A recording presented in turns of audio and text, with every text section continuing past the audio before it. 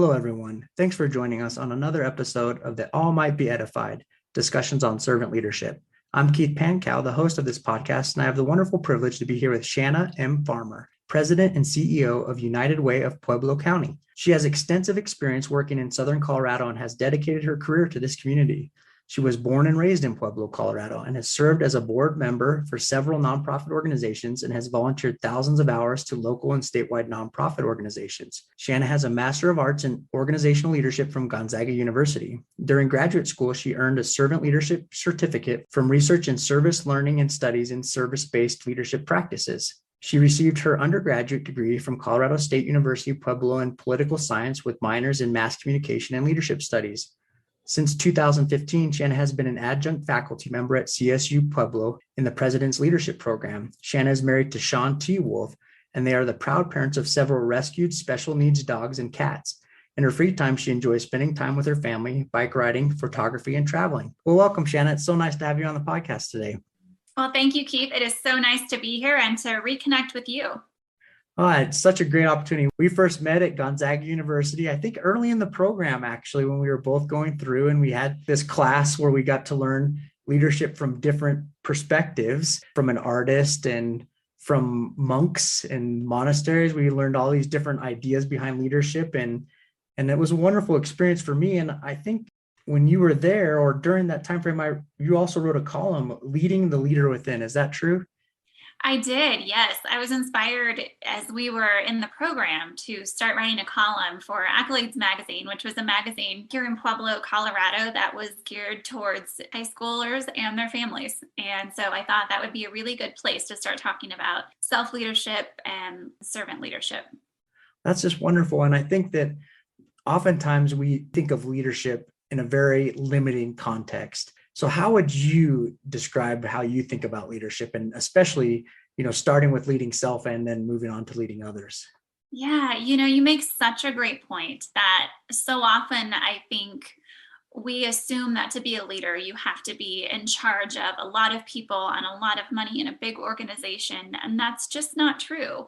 We all have the capacity and the ability and the duty, I think, to be leaders. And so leadership can look very different depending on where you are in your life and your career, but it's everywhere. It's all around us. And so it really does start with ourselves. And how do we view the world? And how do we want other people to see us and interact with us? And what kind of legacy and difference do we want to make? And to me, that's really where leadership starts, is within.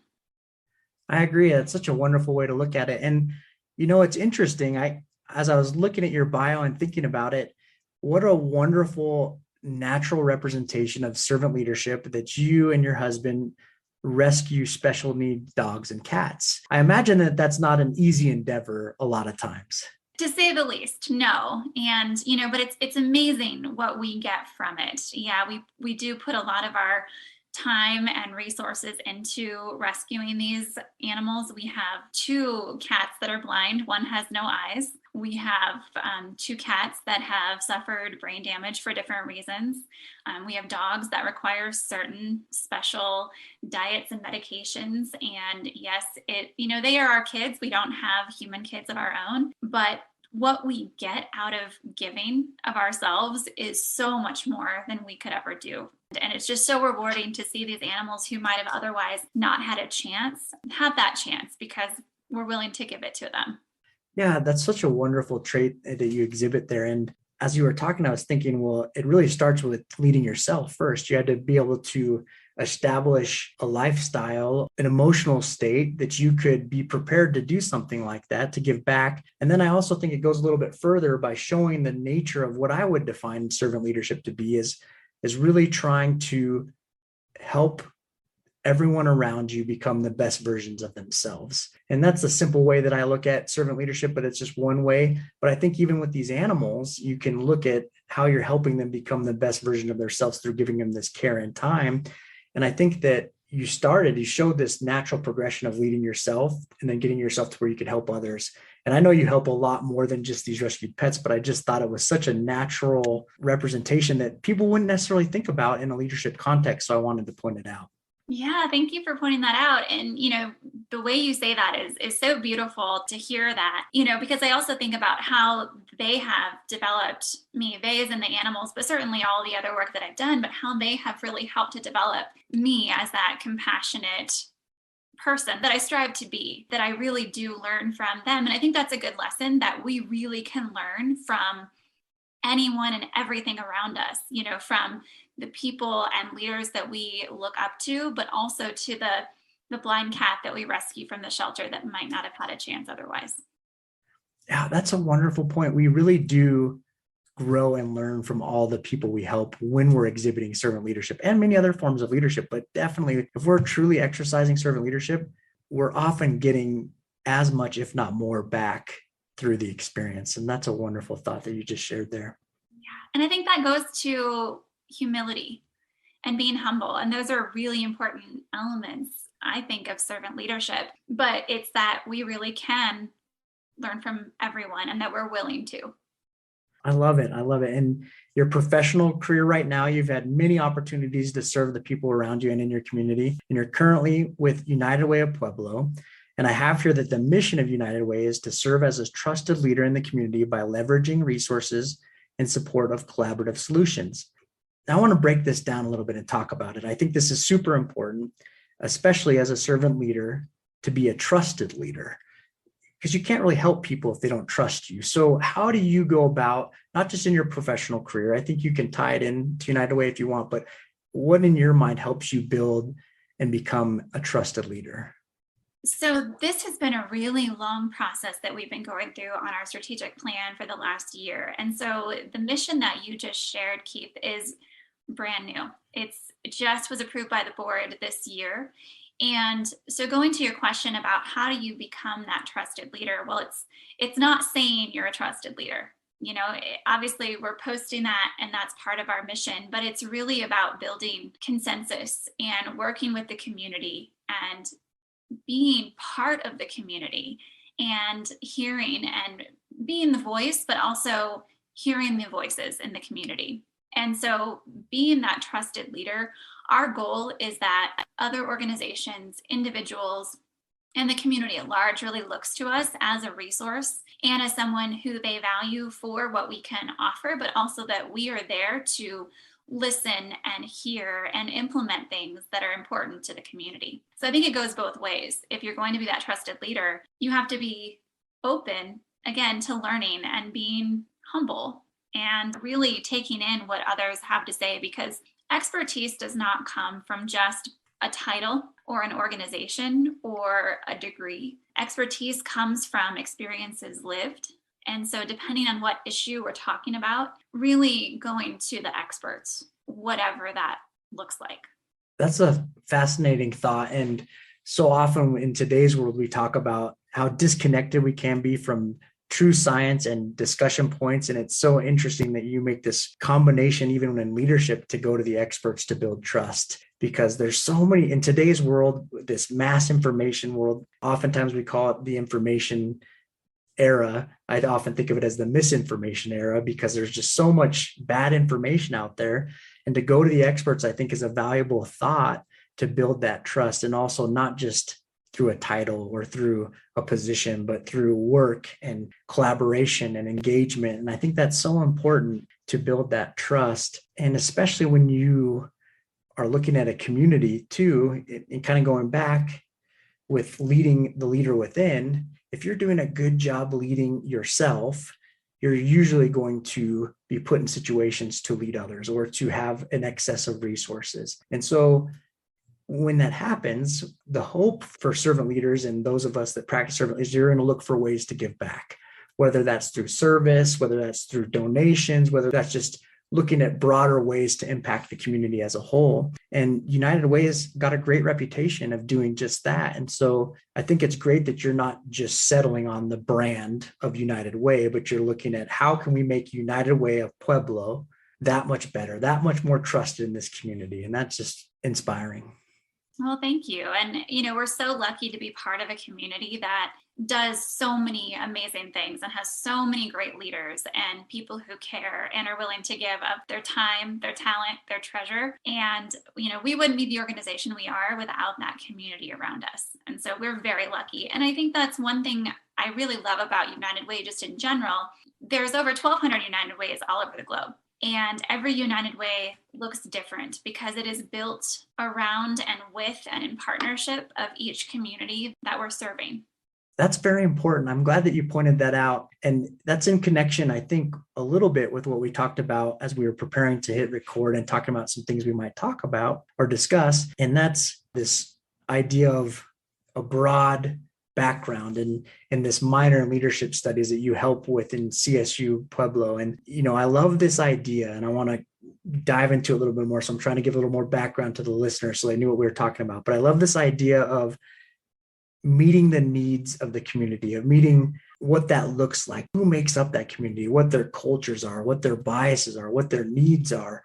What does that look like? And how do we mold our organization to fit the needs of the community we're trying to fill? That word community can be broad, but think at its root definition, when we build an organization, we have a community in mind we're trying to fill or to model or to bring into the fold. So how do you best meet the needs of that community as you build that organization?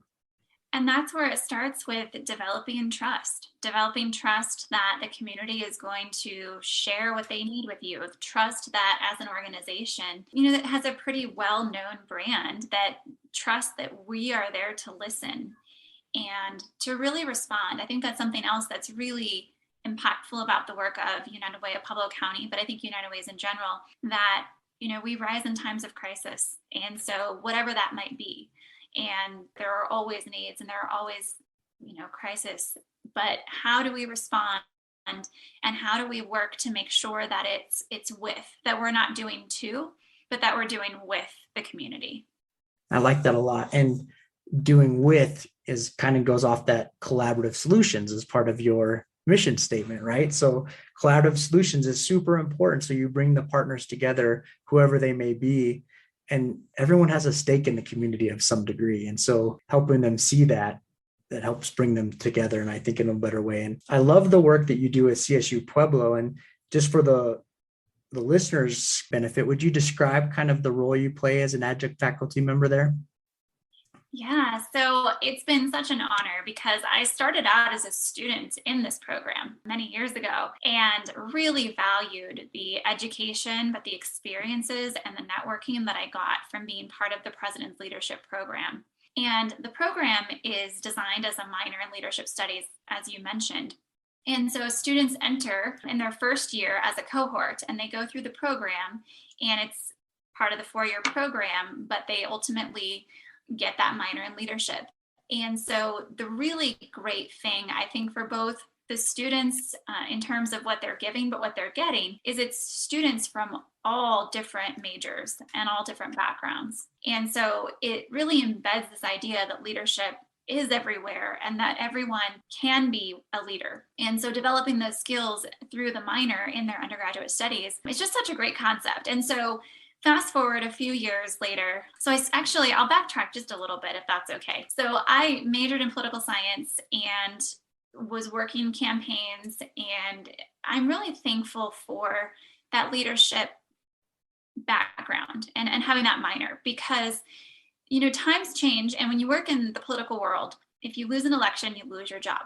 And so you are then having to kind of figure out what the next step is. And I think having that leadership background really helped me kind of take the next step. And so I worked campaigns and I even ran a campaign, worked as a congressional staffer. But then after kind of that was behind me, looking at what can I do to impact the community in maybe a different way. I'd worked on kind of the political legislative side, but what could I do next? And So I ended up working at CSU Pueblo, working with faculty and students to do community-based research work. And so that was really at the heart of it, working to better the community, but in partnership, and back to that concept of not doing to, but doing with. And so research that really was mutually beneficial. And at that point in time, I reconnected with the program, the President's Leadership Program, and was asked if I would be interested in serving as an adjunct faculty member.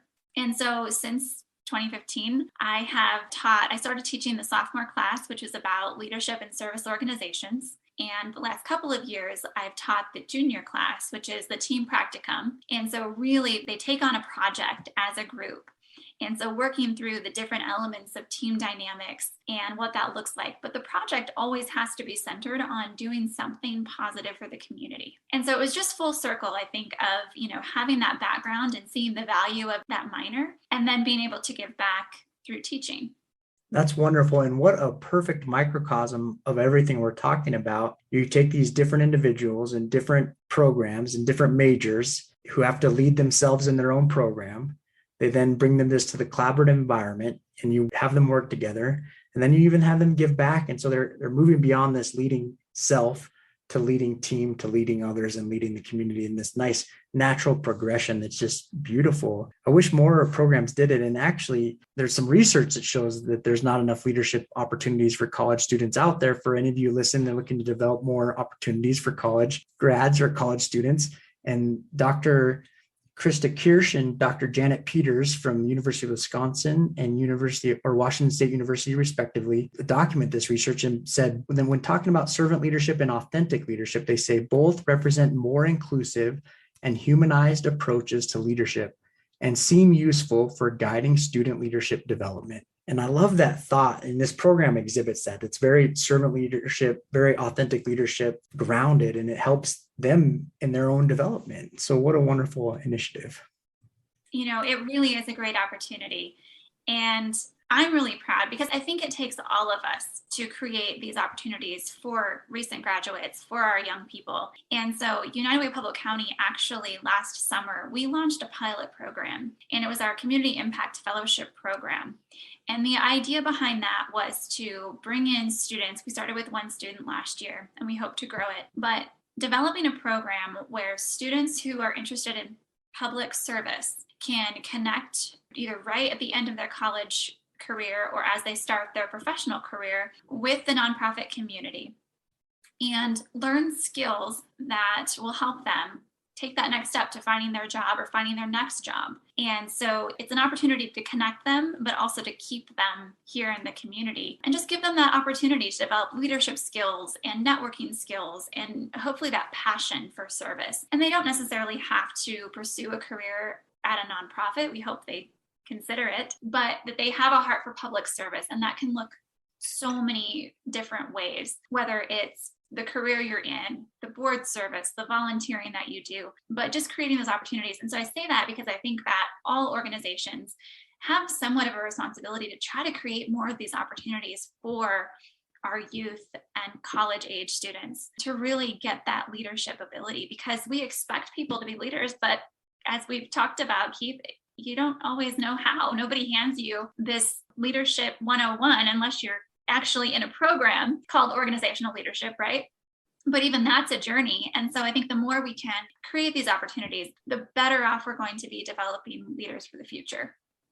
I completely agree. What a wonderful thought. I'd like to leave us with our challenge right now because of that wonderful thought and invite everyone to think of ways that they can create more leadership opportunities for those around them, and especially in the community, how they can get people involved in the community. I love what Shanna's doing and all the work that she's done throughout her life and her career and looking at ways. And I know for myself that it hasn't always been easy to understand the opportunities there are to get involved in the community. And so I think there's a natural beneficial relationship between creating leadership opportunities and exposing people to ways to benefit the community that could help our youth and our leaders, just as Shanna's talking about. So I invite you to think about how you can be more intentional about that. Now, before I give Shanna some final thought, I have one more question that I really want to focus on, and it goes back to this mission statement of leveraging resources. And, we've lived in this global pandemic now for quite some time, and, resources have taken on new meanings in a lot of ways because of this pandemic. And we've seen supply chain shortages with what we would consider true or traditional resources. And now we're also seeing other things, and we're starting to recognize more fully with people resigning from their jobs the resource of time and what it means to be with your family. And so we're looking at resources in different ways. And I love the value statement that you all put together at United Way that talks about how United Way of Pueblo County has always stood for coming together to support one another in their time of need. Now more than ever, we stand together for equity, strengthening, and healing for all in our community. What beautiful words. So how do you make that a reality when the needs are so great? That's such a great question. And it's a really big one and it's a complicated one. And what we have found, and I don't think it's new to the pandemic, but the pandemic certainly amplified this. There's not enough money in the world to address every need. We see that through the grant. So we administer grants to nonprofits in the community based on some of our priority funding areas. And there are always so many more requests than we're able to fulfill. And they're most often very good requests. And so we saw this also when we administered a large number of CARES dollars that came through as part of the Coronavirus Relief Act for emergency rent and mortgage and utility assistance. And so those funds, there just wasn't enough for everybody who needed them. And so as an organization, we're really trying to look at how can we help organizations and individuals build their own capacity. And so some of that is with some of our nonprofit support and capacity building and development. Those are some of the goals that we have moving forward on how do we help nonprofits really expand. Nonprofits, we really look at them as partners. I think sometimes in our communities, nonprofits can look at other nonprofits as competitors, but it's that idea that if we all rise together, we're lifting each other up. And so if we can help other nonprofits be more successful in some of their capacity building, that would be a huge success for us. As far as individual needs, we are looking at some really great opportunities, and we're just getting ready to launch some major initiatives around financial empowerment work. And so how do we get individuals to achieve their goals? And everybody's goals are going to be different, but what can we do to help people be successful? And it goes back to that idea of equity, right? Giving people what they need to be successful.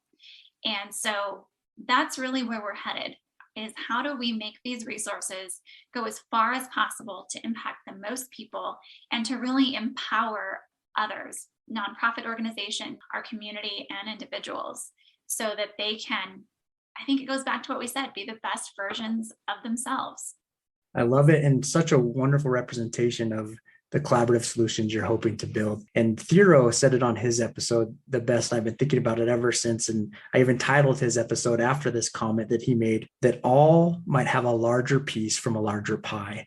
And too often we look at the pie and we think that we have to take bigger pieces from other people, but we really should be looking at expanding the pie so everyone else can have a big piece as well. And I love that thought. I love how you look at your other nonprofits as partners and how you can collaborate with them and help build, because I think that at its root is a true example of servant leadership. And I also love this idea that you talk about how to build people up. I think too often it's hard for people to truly understand the hard, challenging environment it is to build yourself out of multi-generational poverty. And we often make it a numbers game. Well, if they just had more money or if they just had a better job, but there's really a lot more that needs to go into this problem set that we're just not doing. And it requires a much bigger collaboration. And in my mind, it requires true servant leaders to recognize that this isn't just throw money at the problem. We have to build people. We have to help raise them out of this multi-generational poverty. And I think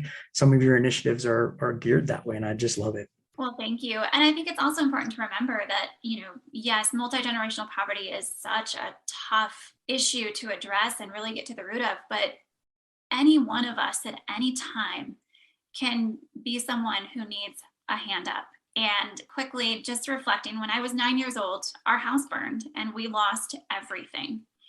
And fortunately, we had insurance, we had, family, but if we wouldn't have had the people around us who came the day of the fire, I will never forget a neighbor, we barely knew her, handed the keys to her house and said, "Please make yourself at home. If there's anything you need, let me know." And that just has stayed with me my whole career. I think just remembering that it can happen to any one of us. And a lot of listeners probably experienced that through the pandemic, whether themselves or their neighbors or their families. Any one of us can need help. And so I think making sure that we are part of the solution and that we are really coming from a place of care and compassion and understanding and not judgment, and wanting to really help those and lift people up. That's where my heart really is, and that's why I do the work that I do. Well, I don't even know what to say because that's just a wonderful comment, a wonderful way to close everything up. But I'll give you one last opportunity. Is there anything that you want to say to our listeners before we end this episode? Well, I just want to thank you for the opportunity to be on this podcast and for you talking about servant leadership, because as we discussed before, we're all going to be put in moments of needing to be a leader. And so being able to better understand what it means is just awesome. And I hope that there are more people having these conversations. I'm so glad you are.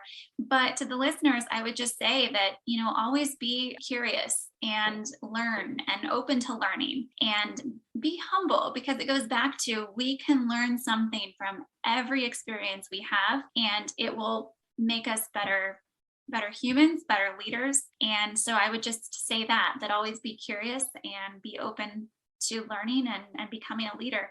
And you're probably, if you're listening going, I'm not a leader, you're probably wrong. We all are leading someone, and there's someone looking up to you somewhere. Thanks so much, Shanna. One of my motivations behind this podcast is that I just feel so blessed in my life with the people that the Lord's placed in my life. And I wanted to, in my limited way, share their voices with others. And today I hope that you see just a glimpse of the amazing servant leader that Shanna is, because what we talked about today is only a small dose of all that she does, and a wonderful example of servant leadership and all that she does for the wonderful community of Pueblo, Colorado. And they're lucky to have you. And thanks for joining us. And thanks all of you for listening on another episode of the All Might Be Edified discussions on servant leadership. You can also visit the blog at www.theallmightbeedified.com and have a wonderful day.